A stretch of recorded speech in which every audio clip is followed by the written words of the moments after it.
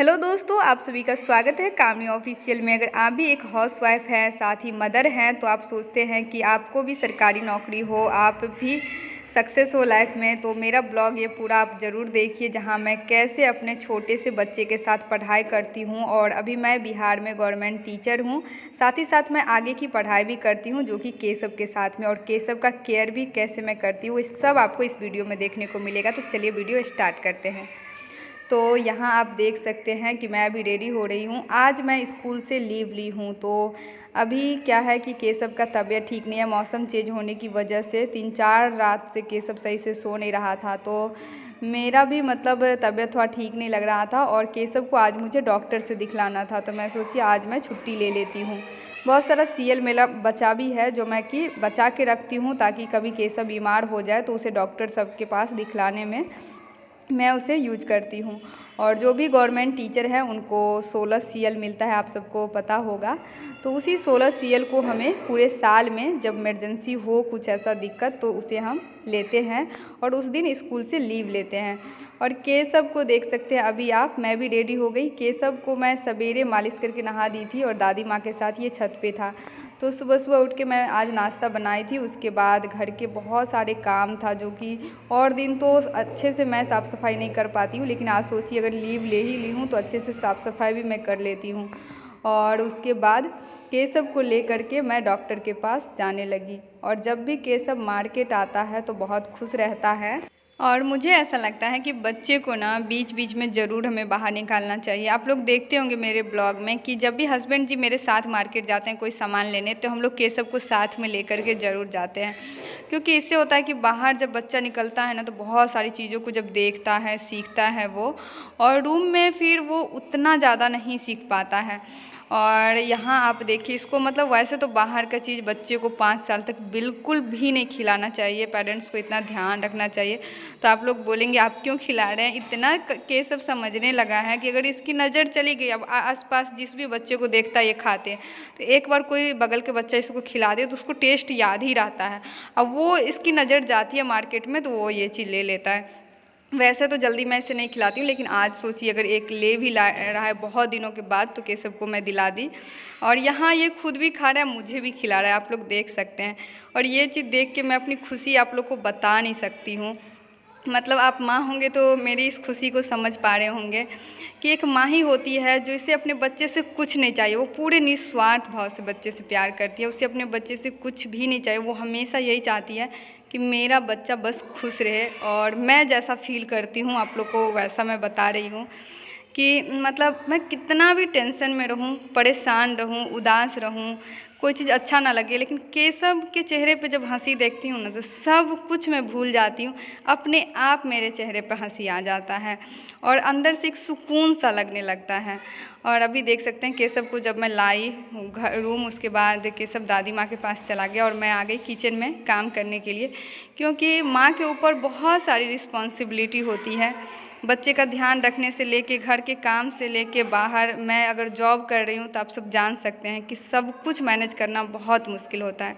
Video में जो कि दिखाना, बोल पाना उतना पॉसिबल नहीं है जितना रियल में परेशानी होती है। लेकिन देखिए, स्ट्रगल लाइफ में कुछ दिन के लिए सभी के लाइफ में होता है, और अगर इस वक्त में अगर आप हार नहीं मानेंगे तो आपका पूरा जीवन अच्छा होने वाला है। और मैं केशव के साथ कैसे पढ़ाई करती हूँ आप लोग को ये भी आगे पता चलेगा, क्योंकि आप सब कमेंट करते हैं। कल के वीडियो में भी एक कमेंट आया था कि दी प्लीज़ बताइए कैसे क्या करें, कुछ समझ नहीं आ रहा है, मतलब पूरा डीमोटिवेट हो गए हैं, पढ़ने में अच्छा नहीं लगता है, बच्चे के साथ घर वाले सपोर्ट नहीं करते हैं। मैं मानती हूँ घर के लोग अगर सपोर्ट करते हैं तो बहुत सारी चीज़ें आसान हो जाती है करने में, बहुत हेल्प मिलता है और सब कुछ हम अच्छे से कर लेंगे। लेकिन घर के लोग सपोर्ट नहीं करते हैं तो बहुत दिक्कतें आती है। ऐसा नहीं है कि आप नहीं कर सकते हैं, लेकिन यही है कि आपको बहुत परेशानी होती है। तो यहाँ देख सकते हैं कि हस्बैंड जी आ चुके हैं। मम्मी को मैं जल्दी आज डिनर करवा दी, तो मम्मी खा के रेस्ट करने लगी। मम्मी भी अभी थक जाती रहती है, और क्योंकि 8-9 घंटा केशव को अकेली ही मम्मी रखती है इस वजह से। और फिर आज मैं छुट्टी में हूँ तो इस वजह से मैं केशव पे आज ज़्यादा ध्यान दे रही हूँ। हस्बैंड जी जब भी ऑफिस से आते हैं तो वही रखते हैं केशव को।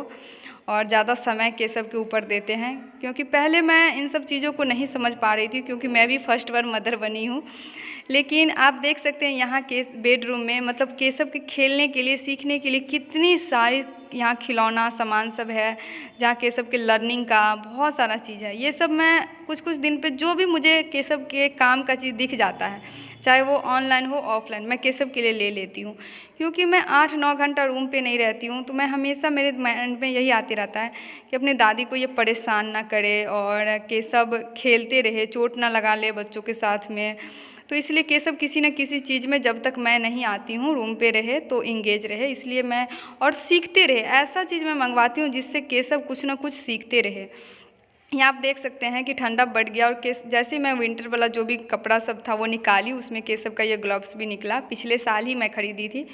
और कोई भी नया चीज़ जब केशव देखता है ना तो उसे मतलब बहुत अच्छा लगता है वो चीज़। केशव फिर अपने हाथ में पहनने लगा। और बच्चे को टोपी पहनाना, आप सब जानते होंगे ये सारी चीज़ें, मैं अपनी एक्सपीरियंस आप लोग से बता रही हूँ कि टोपी, बच्चा का ध्यान अगर गया टोपी पे वो खोल के फेंक देगा। केशव को भी बहुत मुश्किल से मतलब हम लोग पहनाते हैं।